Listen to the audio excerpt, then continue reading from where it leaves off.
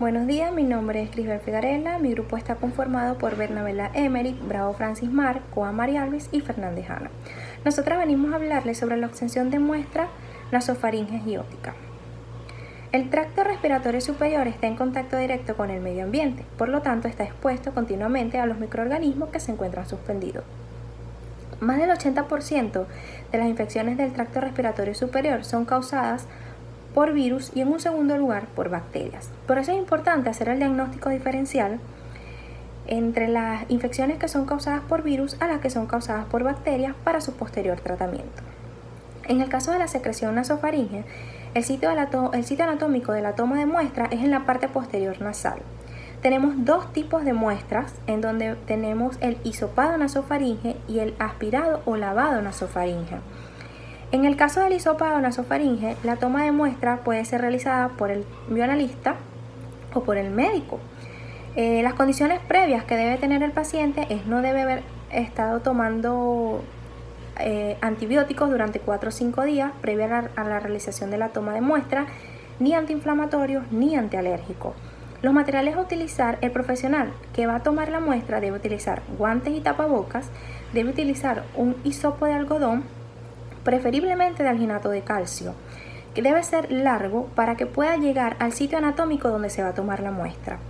Tenemos los medios de transporte como un Stuart o Amix y tenemos un tubo también de ensayo de solución salina fisiológica estéril. Es importante que el sitio donde se va a tomar la muestra, o sea, toda muestra tiene que ser estéril para que así le proporcione al profesional y al paciente las condiciones óptimas para realizar la técnica. Entonces, el procedimiento. Lo primero que debemos hacer es elevar la punta de la nariz con el dedo pulgar, de manera que la cabeza del paciente quede un poco inclinada. Una vez que se haga esto, procedemos a introducirlo hasta la nasofaringe. Es importante que el bioanalista o el médico que esté realizando esta técnica se asegure de que el hisopo llegue hasta la nasofaringe posterior y no solo recolecte muestra nasal. Luego de esto se va a rotar suavemente entre 8 a 10 segundos y retiramos el hisopo con cuidado para evitar la contaminación del mismo. Y procedemos de igual manera con un segundo hisopado. El primer hisopado va a ir en un tubo con solución salina fisiológica estéril para la coloración de grano. Y el segundo hisopado irá al medio de cultivo de su siembra en el laboratorio. Es importante también saber que estos cultivos se hacen en agar sangre y agar chocolate. Buenas, mi nombre es María Luis Coa y le voy a hablar sobre el aspirado nasofaringe. La muestra debe ser tomada por el médico especialista. Condiciones previas del paciente. Esta técnica se utiliza con pacientes que están hospitalizados y solo bajo prescripción médica. El material a utilizar: sonda de aspiración, envase estéril de tapón o de rosca, solución salina estéril. El procedimiento: en este caso, el médico que hará la técnica para la toma de muestra debe introducir en la fosa nasal la sonda aspiradora, de manera de que ésta llegue hasta la nasofaringe posterior. Una vez que ésta llega a la nasofaringe posterior, con una jeringa que está dosada a la sonda, se debe introducir aproximadamente 1 milímetro de solución salina fisiológica estéril. Luego se procede a succionar la mayor cantidad posible de secreción nasofaringe. El médico debió haber avisado al laboratorio que iba a enviar este tipo de muestra. ¿Por qué? Porque son muestras que se deben procesar inmediatamente para que el laboratorio se haya preparado a recibirla y a proceder a las técnicas pertinentes. El traslado de la muestra. En el caso del aspirado, el médico manda la muestra en una jeringa que debe estar sellada correctamente. Los agentes causales. En cuanto a las bacterias que están implicadas en los procesos infecciosos a nivel nasofaríngeo, tenemos la Neisseria meningitidis, Staphylococcus aureus, Portella pertussis, Staphylococcus pneumoniae, Haemophilus influenzae. Toma de muestra de secreciones ópticas. Es importante mencionar que existen dos sitios anatómicos de toma de muestra de secreciones ópticas: un sitio anatómico oído externo y un sitio anatómico oído medio, como se los detalla en la imagen que allí les aparece. La toma de muestra de oído externo o el exudado óptico es la toma de muestra que se realiza atrás del pabellón de la oreja. Se introduce un hisopo de algodón estéril suavemente. Este tipo de prueba sirve como herramienta de diagnóstico de padecimiento de origen bacteriano. Las afecciones en este sitio anatómico se denominan otitis externa. ¿Quiénes realizan esta toma de muestra? Tanto el personal médico como el licenciado en bioanálisis está en la capacidad de realizar esta toma de muestra, pero generalmente la realiza el licenciado en bioanálisis.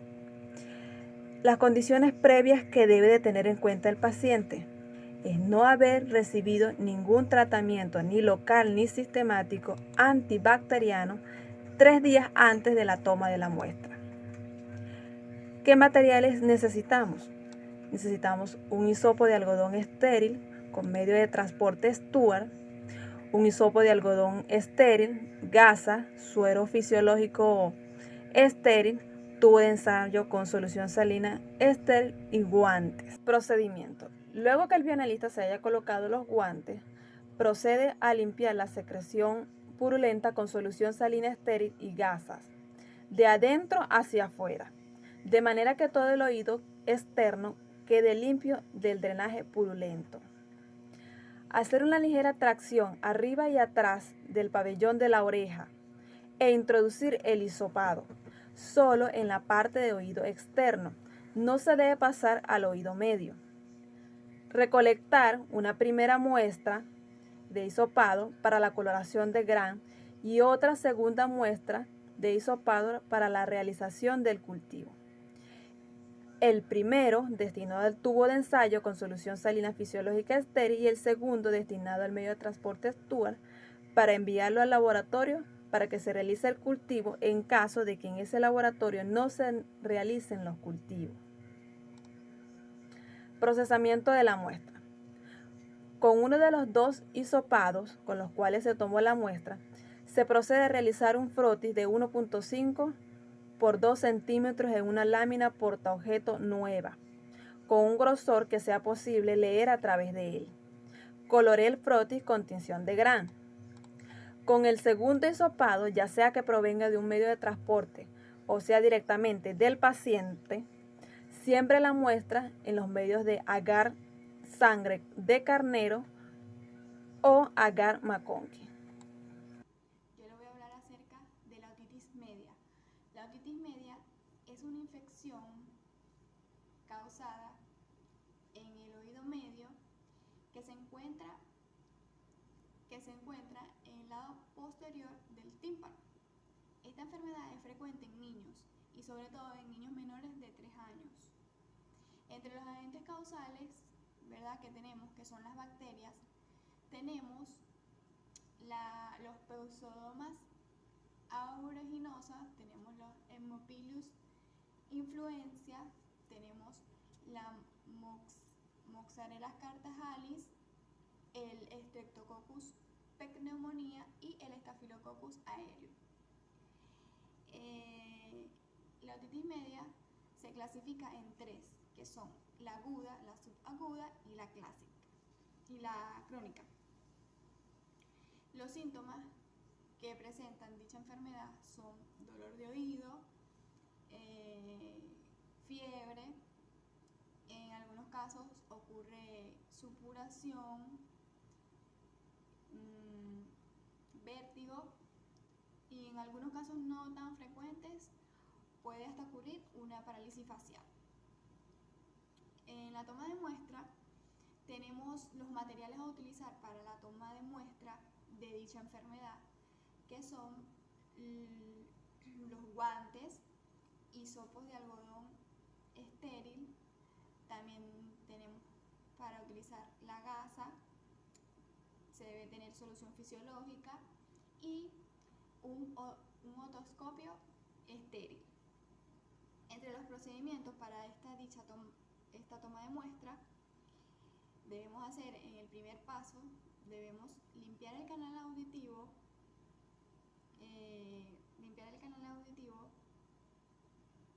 impregnando el hisopo en yodo al 10%, para así luego ser introducido. Luego el siguiente paso es hacer una punción en el tímpano con un otoscopio estéril y por último ser trasladada la muestra al laboratorio en una jeringa o si no por un medio de transporte.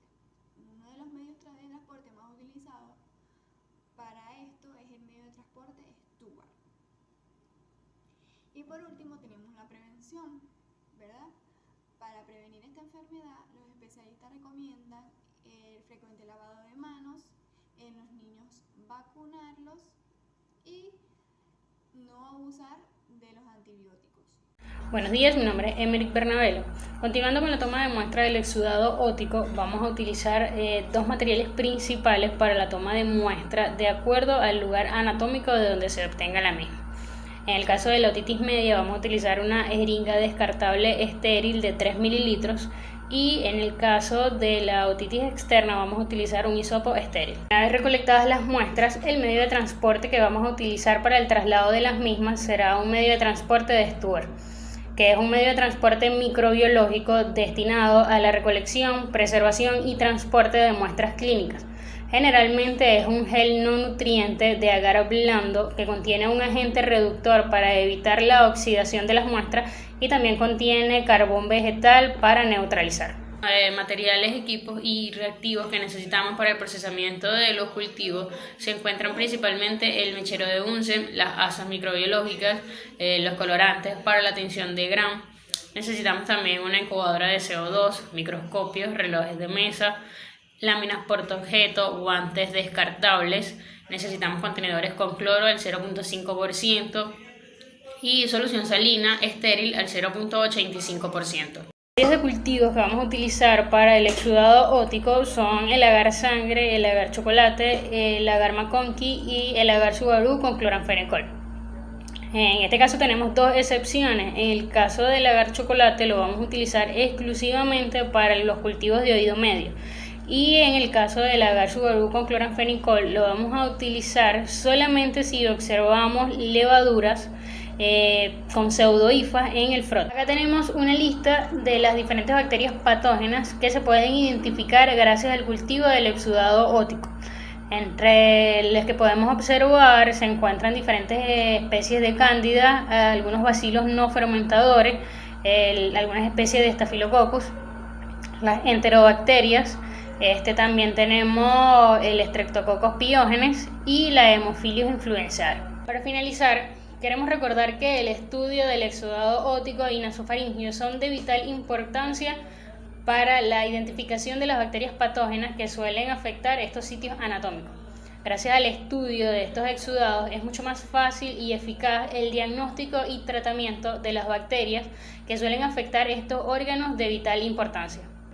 Muchas gracias por haber visto nuestro video. Si tienen preguntas sobre el tema, pueden dejarlas en los comentarios y estaremos pendientes de responder todas sus dudas.